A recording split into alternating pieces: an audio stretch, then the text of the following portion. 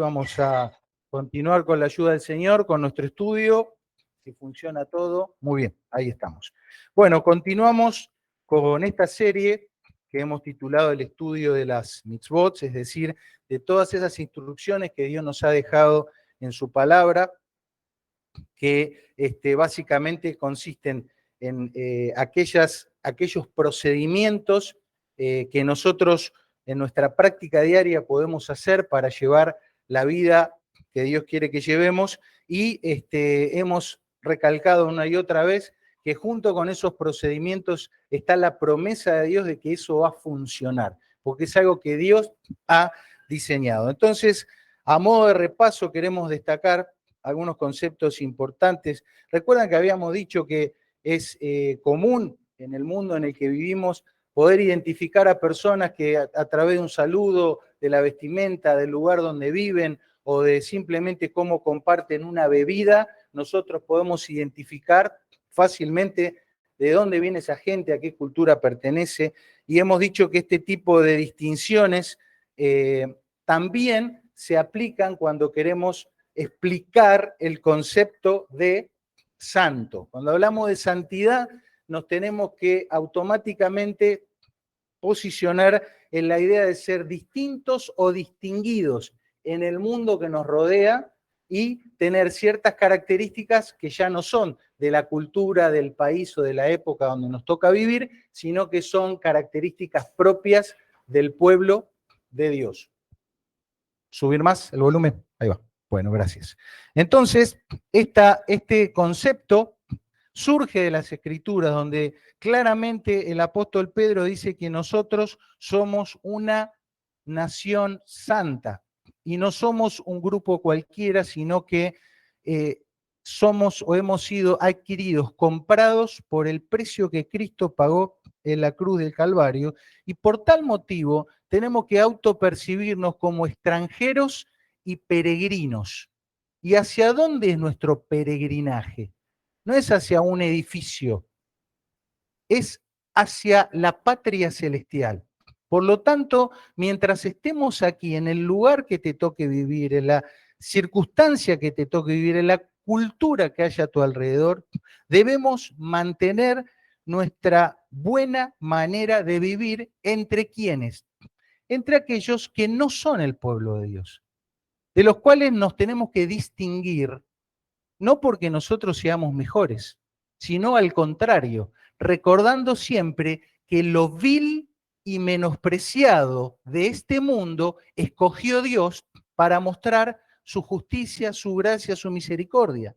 Entonces, distinguirnos o diferenciarnos de otros a través de nuestro comportamiento no es para sentirnos o creernos que estamos en un escalón superior. Al contrario, es para destacar en toda ocasión que siendo indignos e inmerecedores de nada, Cristo nos compró con su preciosa sangre. Entonces, las palabras claves están ahí. Dice Deuteronomio, hablando lo mismo: somos un pueblo santo al Señor tu Dios. Él te ha escogido para que le seas un pueblo como único, un pueblo único entre todos los pueblos que están sobre la tierra. Un pueblo santo, un pueblo escogido, un pueblo único. La pregunta cae de madura: ¿cómo seremos un pueblo santo y único? ¿Cómo? Esta pregunta está respondida en la palabra de Dios. Y a través de la palabra de Moisés viene este mensaje de Dios y dice así, hablando de sus mandamientos, ¿no? Dice: guardarlos pues, ponerlos por obra, porque esta es vuestra sabiduría y vuestra inteligencia. ¿Ante quién?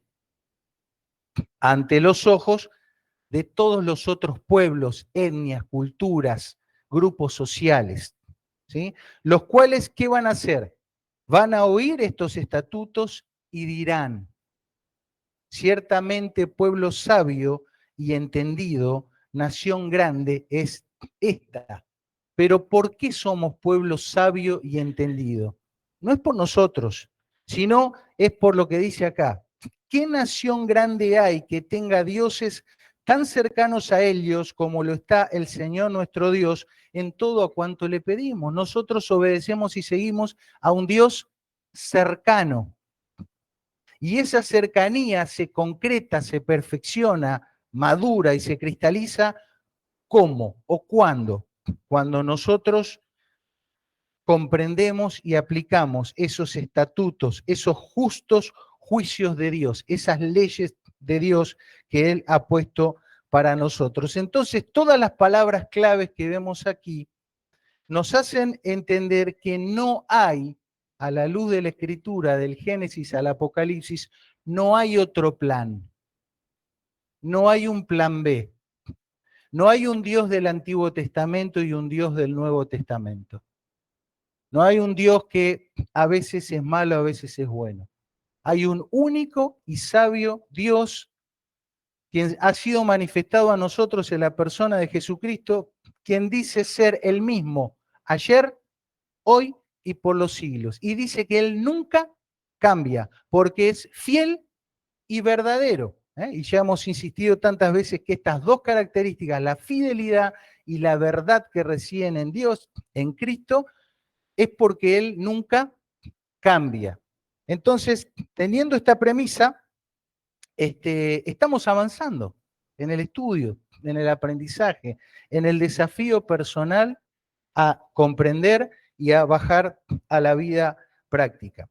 Hemos visto cómo, si bien muchas veces vamos a lecturas del Antiguo Testamento, en el Nuevo Testamento, a partir de la explicación que nos da el apóstol Pablo, nos hace entender para qué sirve todo lo que encontramos de tapa a tapa de la Biblia. Y recuerdan, hace unos domingos atrás mencionamos una instrucción que todavía no la hemos explicado, algún día lo haremos, que tiene que ver con no ponerle un bozal al buey que trilla.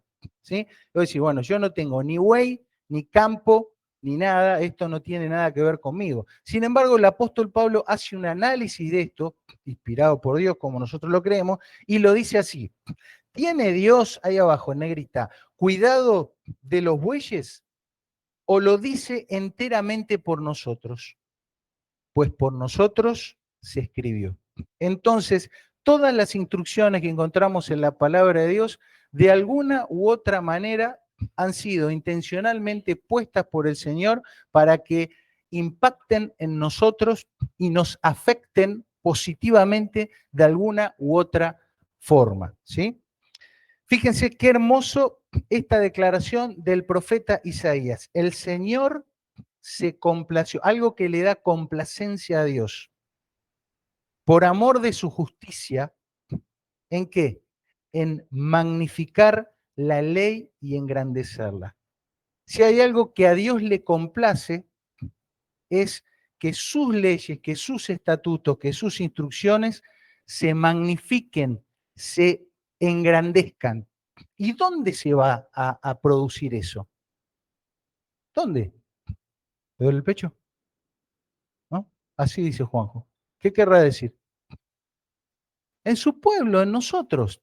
En nosotros las leyes de Dios se magnifican y se engrandecen. Observen esta imagen y díganme dos cosas que tienen en común.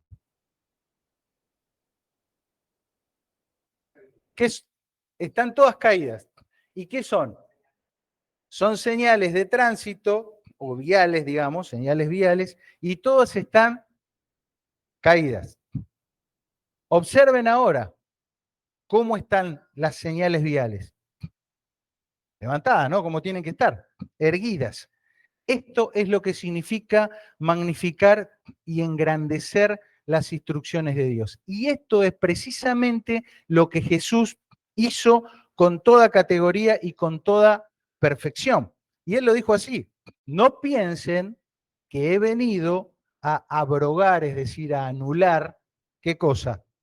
La ley y los profetas, que era algo que todo el tiempo lo chicaneaban y lo cuestionaban, ¿sí? No he venido a abrogar, sino a cumplir. El concepto de cumplir es esto: algo que está caído, que es verdadero, como la señal de tránsito, pero que no cumple función, no se engrandece, no se magnifica, pero después se levanta y todos lo pueden ver.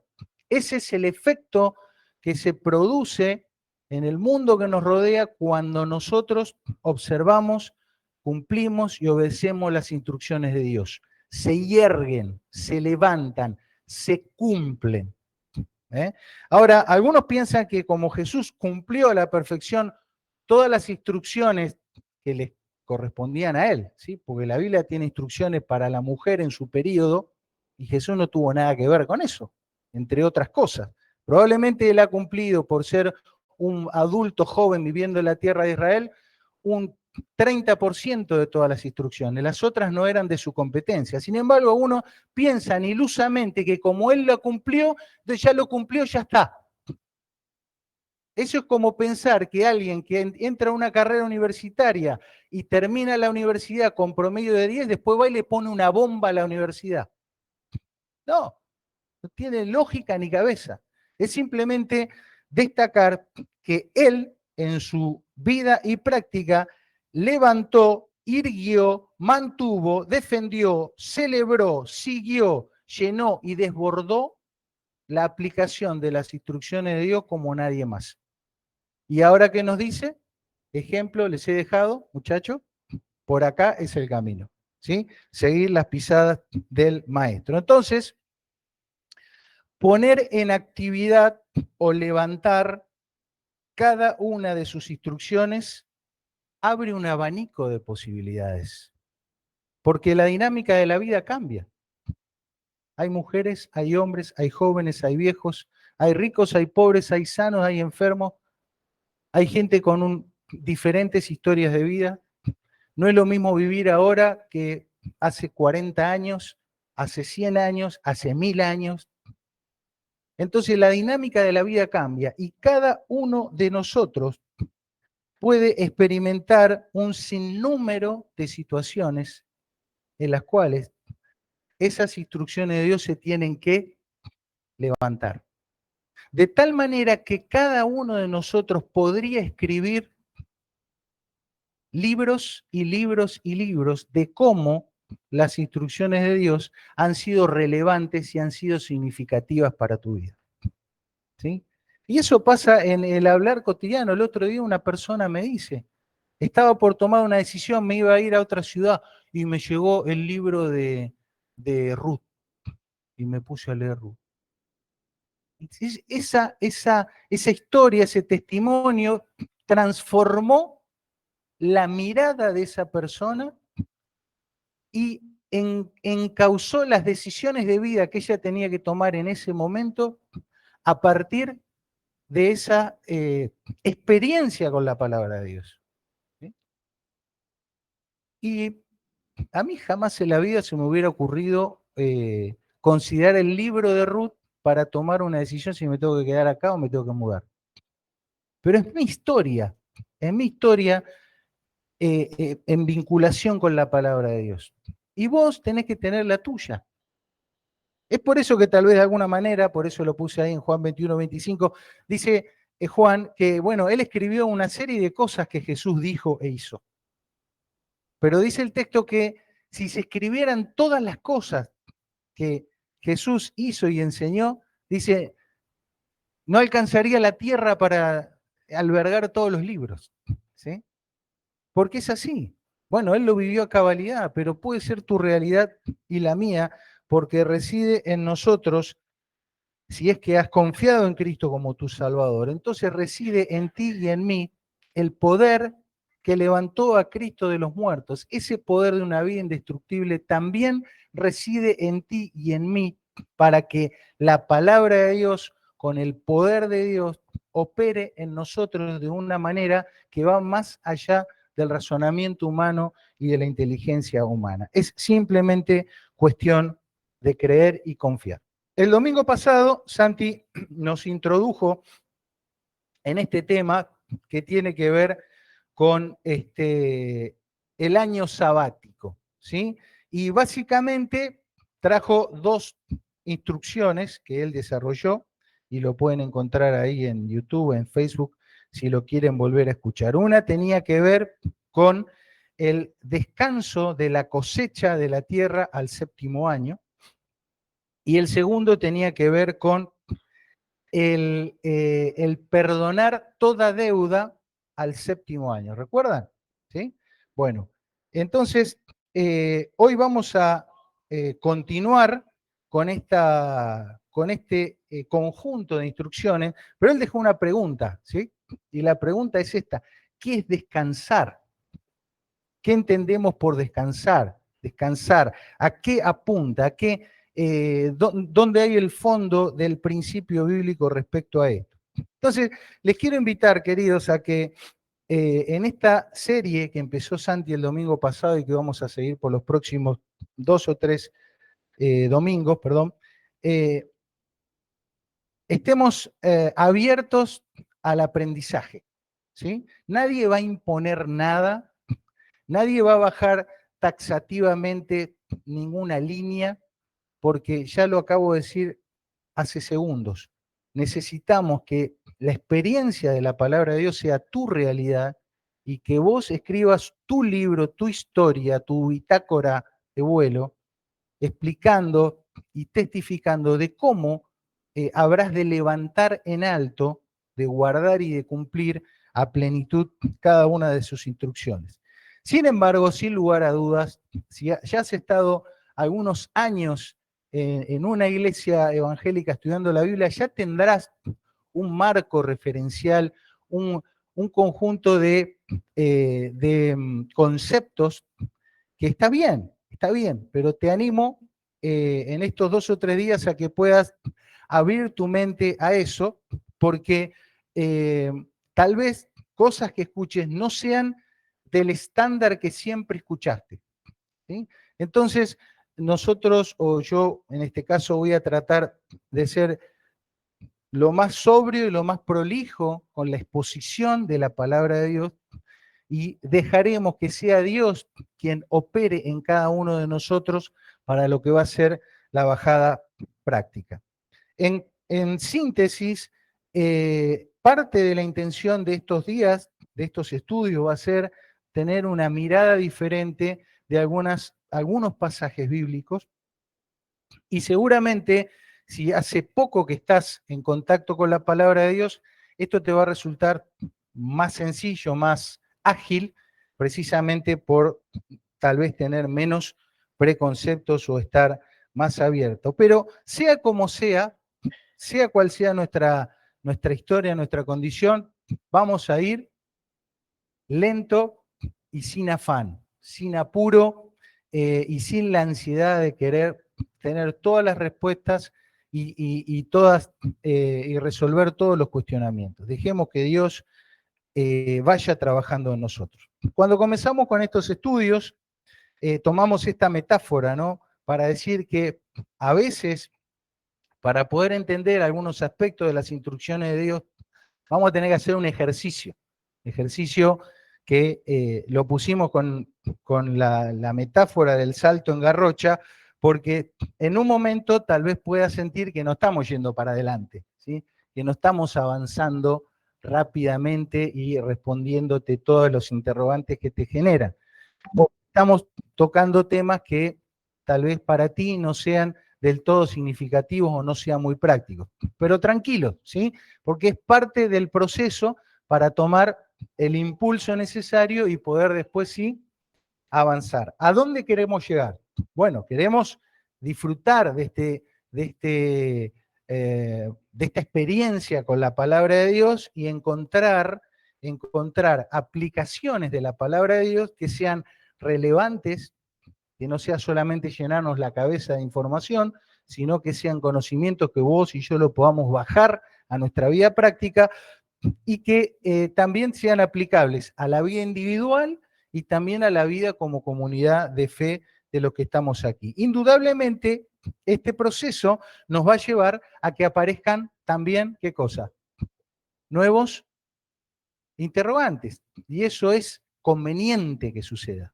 Porque si no se te despierta ninguna duda, ninguna pregunta, ninguna inquietud, entonces prácticamente podemos decir que estamos inertes, ¿no? O creemos que ya lo sabemos todos, que es la peor de las ignorancias, creer que uno lo sabe todo. El desafío en parte va a ser saltar la valla, ¿no? Llegar a la altura adecuada. Y para eso vamos a tener básicamente 3 obstáculos. El obstáculo de la información inexacta, es decir, tal vez vos, como yo puedo dar testimonio de mí mismo, creía cosas que estaban técnicamente equivocadas, ¿sí? Entonces, bueno, vamos a tratar de pasar ese obstáculo. También habrá que pasar el obstáculo de los preconceptos que a veces uno tiene. Y lo más importante, donde quiero hacer un punto breve, es el obstáculo de conocer o de ver las experiencias y las tradiciones de otras personas, de otros grupos, de otras culturas. Eso es algo ajeno a nosotros. Ya hemos dicho que la dinámica que nosotros queremos tener es de la palabra de Dios al Señor, de arriba para abajo, y después ver cómo lo practico, tratando de quedar lo más o lo menos influenciado posible con las prácticas, las costumbres de otros grupos. Es un ejercicio desafiante, porque no vivimos en un monasterio ahí aislados del mundo y constantemente vamos tomando conocimiento y ya tenemos figuras, ideas mentales de algo, ¿sí?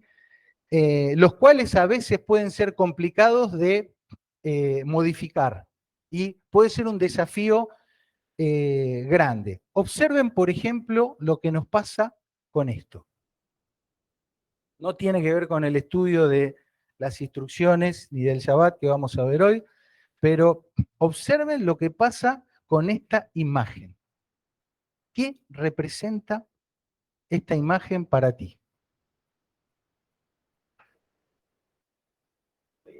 El arco iris. Bueno, arco iris. ¿Qué representa el arco iris? ¿Qué viene a tu mente cuando te aparece el arco iris? ¿Que paró de llover? ¿Diluvio? ¿Dios prometió que no iba a mandar más el diluvio? Ah, bueno.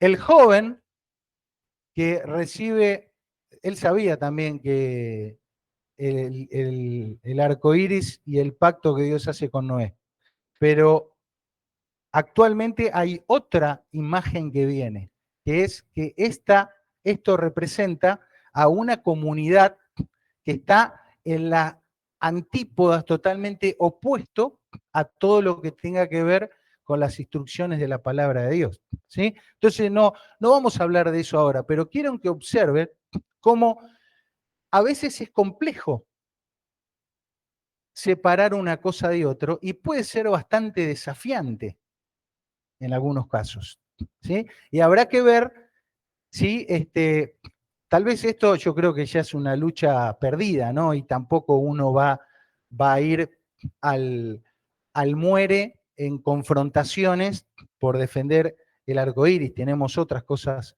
más importantes que defender, que son más emblemáticas, más simbólicas para el pueblo de Dios. Pero observen cómo esto ya es un problema. ¿Está? Bueno, al final me lo olvidé de traer, pero en el viaje Cecilia me había conseguido una riñonera para llevar, ¿viste?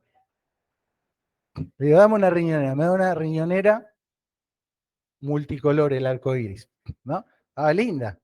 Pero imagínate si me voy al mundo musulmán con la riñonera multicolor por la calle. ¿Eh? Si piensan que estoy acá, me sacuden, ¿no? Primero me cortan la cabeza y después me preguntan qué pasó. Entonces, simplemente como un ejercicio, y para distendernos un poco, un ejercicio. ¿Cuál es el ejercicio que quiero hacer? Estamos influenciados por el mundo que nos rodea, y ese mundo que nos rodea tiene simbolismo, tiene metáforas que nosotros las podemos conocer y que tal vez a ti no, pero a algunas personas se les puede confundir. Entonces, cuando hablemos de esto, de lo que vamos a desarrollar hoy, si vienen a tu mente metáforas, simbolismo, grupos de personas, tenés que tratar de hacer una limpieza de eso para quedarte con lo que específica y concretamente vamos a estar estudiando de la palabra de Dios. Entonces, nuestro tema es el Shabbat, ¿sí? Y ya usamos una palabra no castellana como ejercicio para reprogramar parte de nuestra cabecita. La instrucción bíblica dice, acuérdate del día de reposo para santificarlo, 6 días trabajarás y harás toda tu obra, mas el séptimo día es de reposo para el Señor tu Dios. No hagas en él obra alguna, tú, ni tu hijo, ni tu hija, ni tu siervo, ni tu criada, ni tu bestia, ni tu extranjero que está dentro de tus puertas, porque en 6 días hizo el Señor los cielos y la tierra, el mar y todas las cosas que en ellos hay, y reposó en el séptimo día. Por tanto, el Señor bendijo el día de reposo y lo santificó. Unos capítulos más adelante, esto está escrito en lo que son los 10 mandamientos, ¿sí? Y unos capítulos más adelante vuelve a plantearse esta instrucción. 6 días trabajarás y el séptimo día reposarás para que descanse tu buey y tu asno y tome refrigerio el hijo de tu sierva y el extranjero. Y todo lo que os he dicho, guardadlo. Entonces, esquemáticamente observamos que el día de Shabbat o esta instrucción contiene estos elementos. Hay 6 días para hacer ¿qué? Todo el trabajo necesario. ¿Sí? Hay 6 días para hacer todo el trabajo necesario. Y hay un día que es como distinguido. Dice que es un día santo. Entonces, si es santo, es distinguido. Específicamente, ese día es el séptimo. Esa distinción, esa observancia del séptimo día, aplica ¿a quién? A toda la comunidad, incluyendo los animales. Esta distinción de este día está inspirada ¿en quién? En la creación de Dios. Es algo que viene desde Génesis capítulo 1. Este día es para algo. ¿Para qué es este día? Es para descansar y tomar refrigerio, ¿sí? Pero también es para algo más. Es, en verde, para el Señor. ¿Qué no se debe hacer en este día? No se debe hacer ninguna obra, ¿sí? ¿Y cómo se lo llama?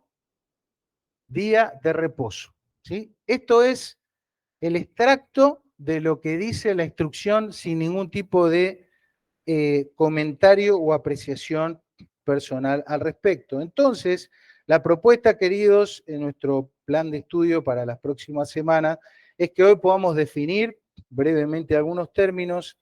El domingo que viene, si Dios quiere, ver qué aplicaciones podría tener la observancia de este mandamiento, qué errores debemos evitar, ¿sí? O sea, por dónde no hay que ir con esta historia, ¿sí?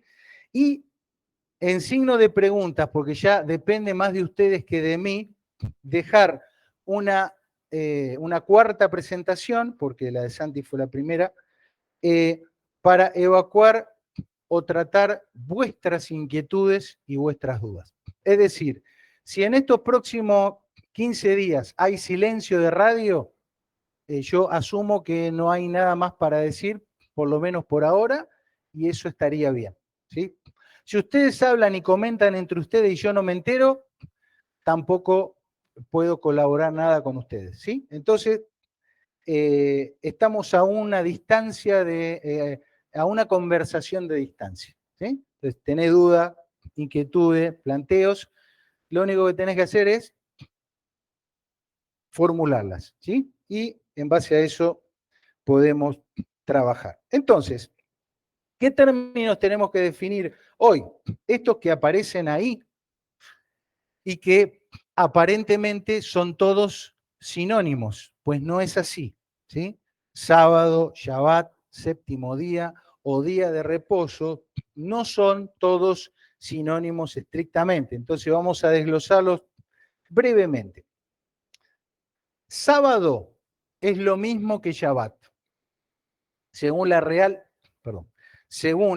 Academia, el diccionario de la Real Academia, nuestra palabra castellana sábado viene del latín, viene del griego, viene del hebreo, y si hacemos el enlace, decir Shabbat o decir sábado es lo mismo, ¿sí? Es lo mismo desde el punto de vista de la traducción de la palabra, ¿sí?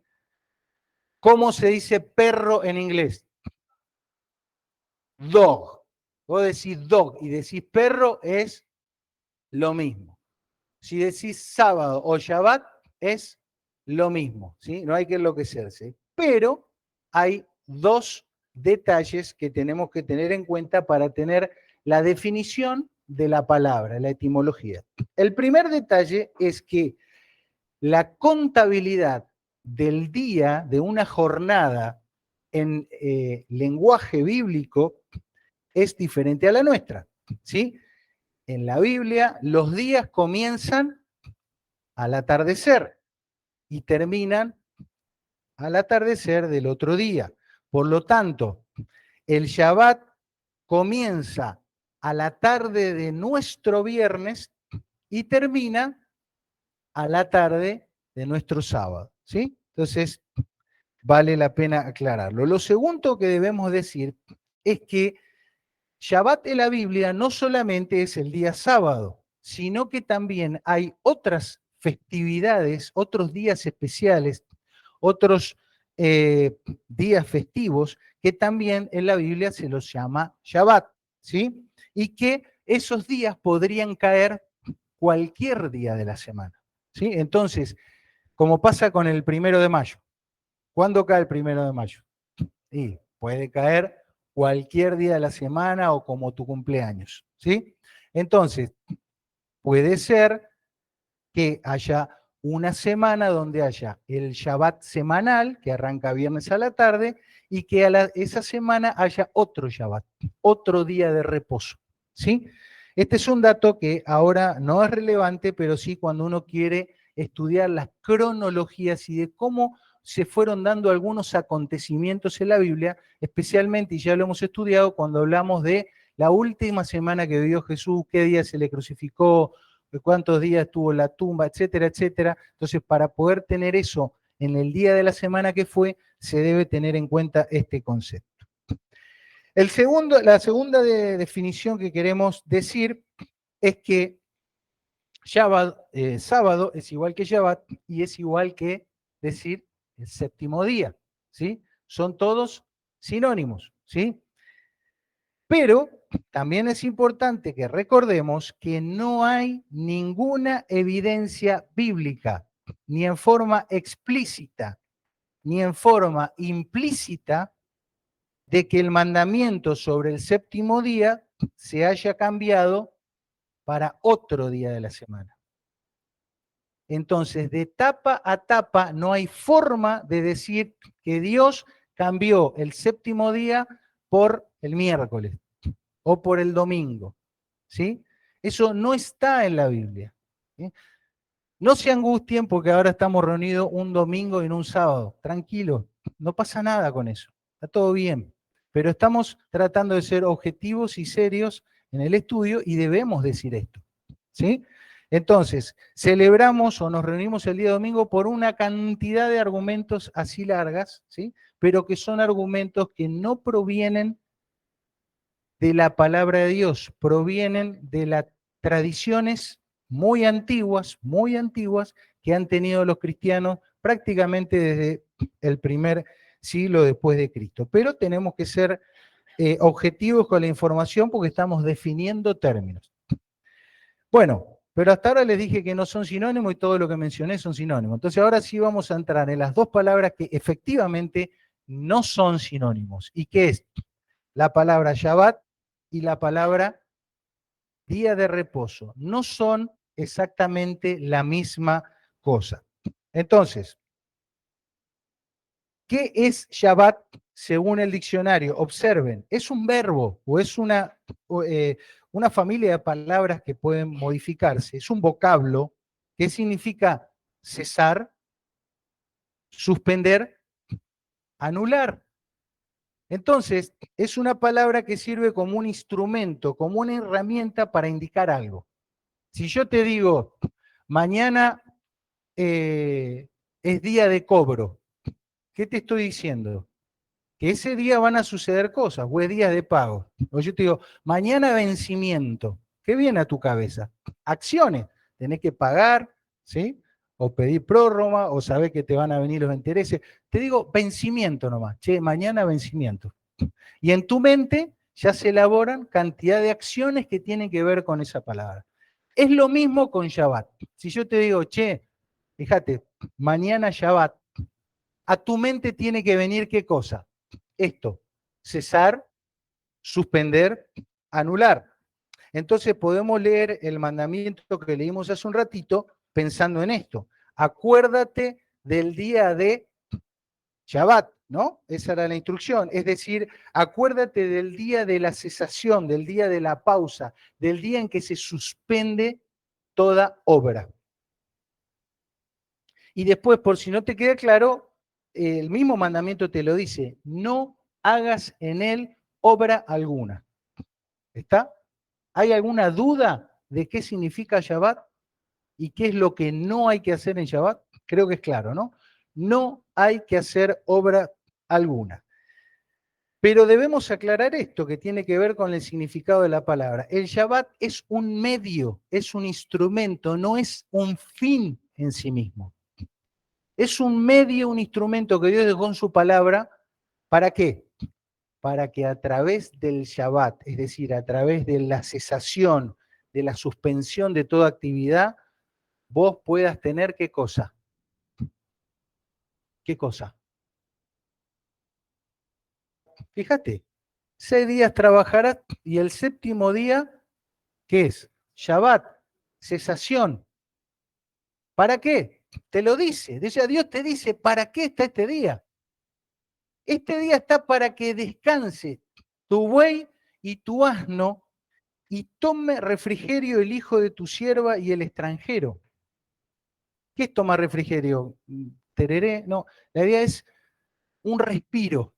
¿Te pasó alguna vez que estuviste fatigado físicamente o mentalmente o anímicamente y pasaste a una situación y experimentaste un alivio, un respiro, un descanso? ¿No te fue placentera esa situación?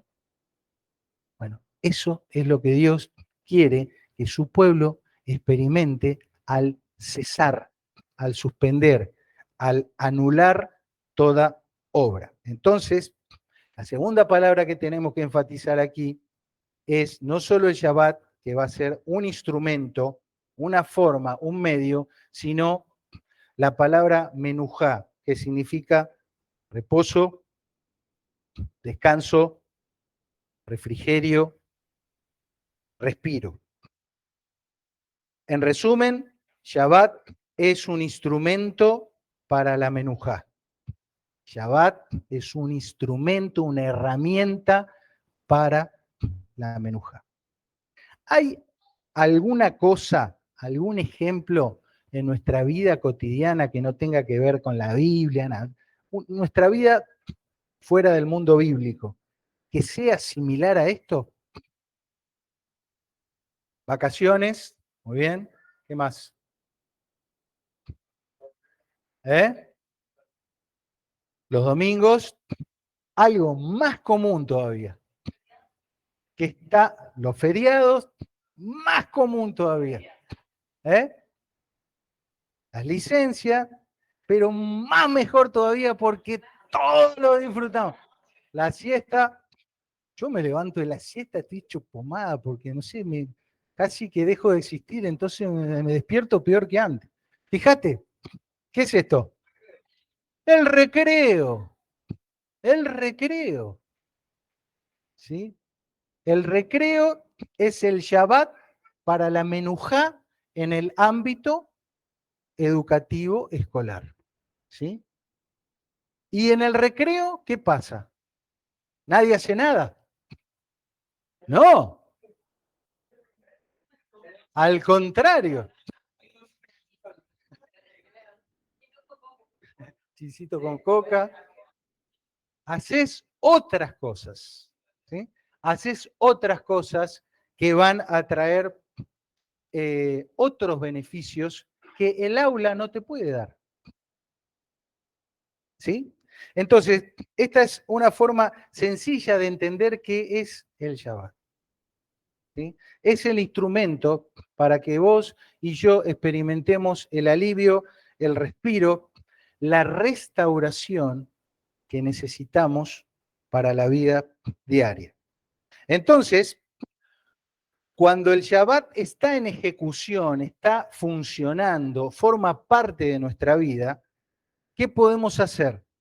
Nos podemos enfocar en las acciones que debemos hacer para experimentar el descanso, el reposo, el refrigerio, la menujá.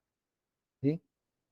Si nos concentramos solamente en el Shabbat como un fin en sí mismo, es como tener el recreo, suena el timbre y nadie hace nada o se sigue con la misma tarea de antes. Ya, una estupidez, ¿no?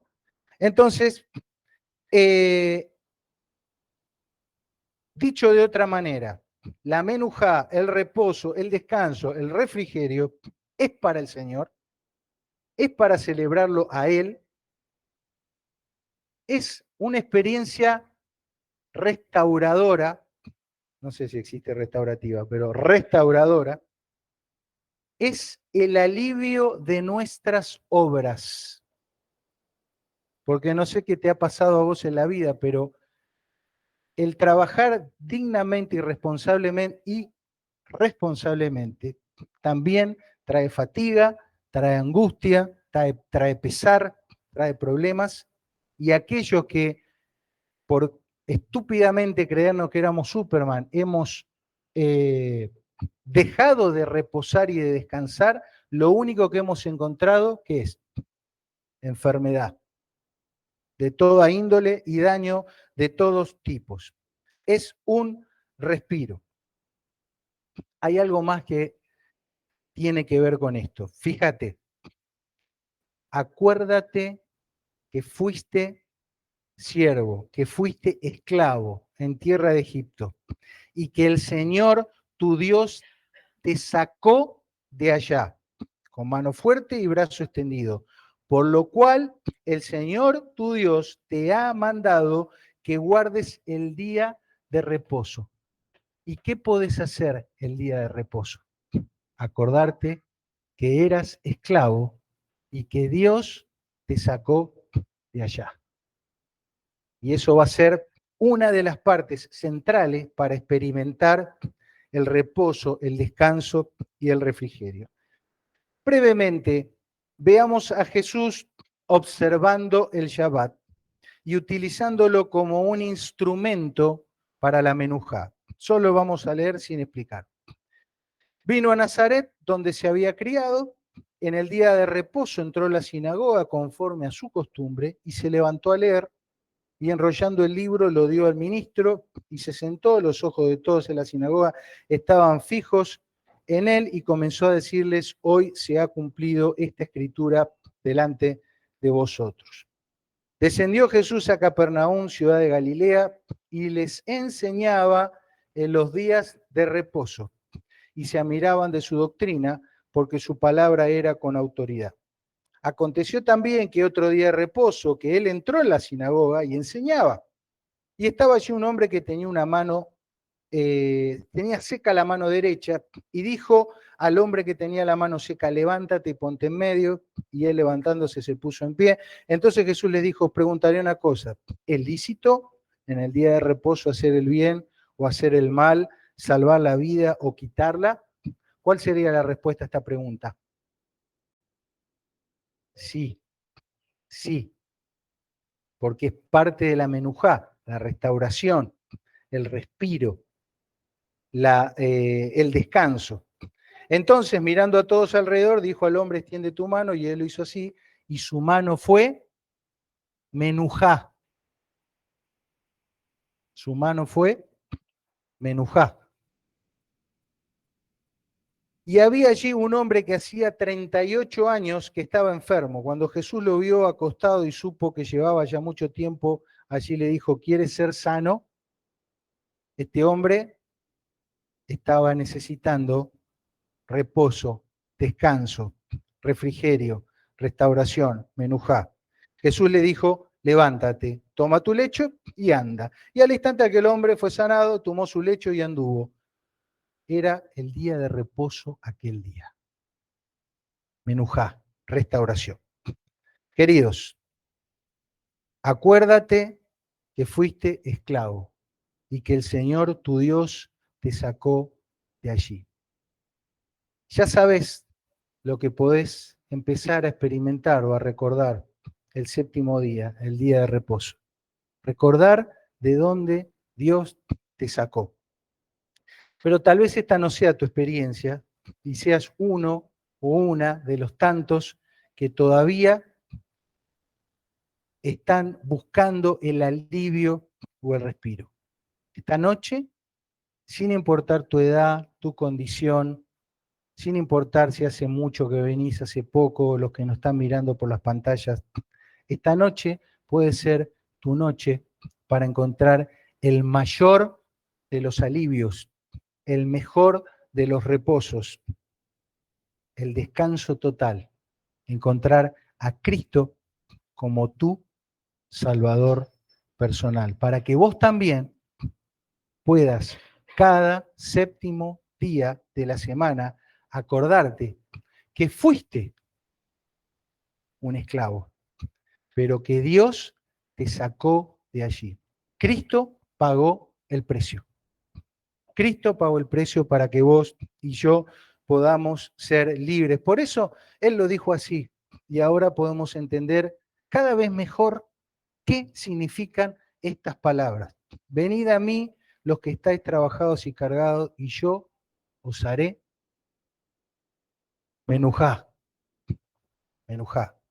Algo que podemos recordar cada semana, cada semana. Finalmente, dos versículos de Hebreos capítulo 3 y capítulo 4, donde el mensaje no es para aquellos que todavía caminan sin Dios, sin Cristo, sin esperanza, sino es para aquellos que ya hemos dado ese paso de fe, pero que necesitamos seguir abrevando, tomando del agua de vida que es Dios. Creerle a Dios y obedecer sus mandamientos para disfrutar del verdadero y permanente reposo y no quedarnos sufriendo en el desierto con la sed. Entre tanto que se dice, si oyeres hoy su voz, no endurezcáis vuestros corazones. Y hubieron algunos que no pudieron entrar al reposo, a la menujá. ¿Por qué? Por su incredulidad. Queridos, cuidemos nuestro corazón. Una afirmación y una inquietud. Dios ha diseñado una estrategia para tu bien, para tu alivio, para tu restauración semanal. Junto con todas las otras instrucciones, te harán santo para Él. Óyelo, créelo, sé dócil y paciente en el proceso de transformación. Si oyeres hoy su voz, no endurezcas tu corazón. Y una inquietud, ¿cómo he de levantar en alto estas instrucciones? La pregunta queda abierta.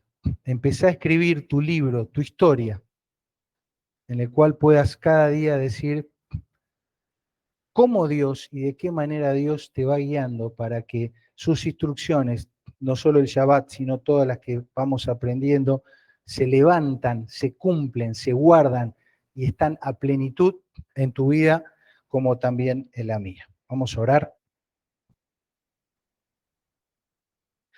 Señor, gracias por este tiempo con tu palabra. Vamos desafiados, movilizados a mirar tu cuarto mandamiento de los 10 promesas y juramentos que tú hiciste allí en la antigüedad a tu pueblo en formación, del cual hoy también nosotros somos parte. Queremos caminar en santidad, y distinguirnos por guardar tus instrucciones, el mundo que nos rodea pueda ver sabiduría y justicia en nuestra conducta y que puedan saber que eso no es nuestro, sino que proviene de ti. Estamos desafiados a empezar a mirar el séptimo día, el día de reposo, como el instrumento para disfrutar del descanso, del respiro, de la restauración que cada uno de nosotros indefectiblemente necesita cada semana, y tú lo has provisto. Y para que también las personas que están en nuestra área de influencia puedan descansar y reposar. Estamos llenos de preguntas, de inquietudes, queremos saber más, queremos ver cómo hemos de levantar en alto estas verdades, y te pedimos, por favor, que nos hables a cada uno conforme a la necesidad, conforme a la realidad que cada uno viva, que podamos tener un corazón dócil, blando, humillado a tus instrucciones. Señor, si hay en medio nuestro alguien que todavía no ha dado ese paso de fe, de confiar en Cristo como su Salvador, de experimentar la libertad plena, el descanso absoluto, el reposo total, si hay alguien que aquí todavía no tiene el paso de fe de recibir a Cristo como su Salvador, rogamos que tú toques su corazón, hables a su vida, que en esta noche pueda ser el día de salvación para él o para ella. Gracias. Nos dejamos en tus manos. En el nombre de Jesús. Amén.